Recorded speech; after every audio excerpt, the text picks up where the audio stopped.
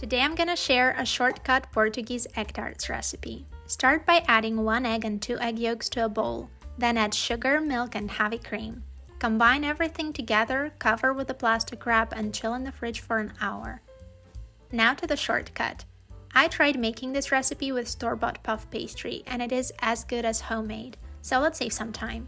Lightly flour the surface, roll the dough, it should be at least 3 mm thick, then tightly roll your dough up.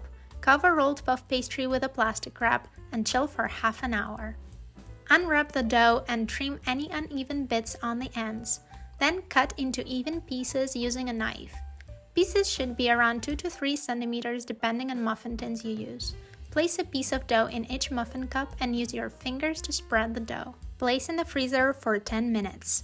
Carefully pour the egg mixture into each cup and bake in the preheated oven until the pastry is caramelized, browned and bubbly. It takes about 18 minutes.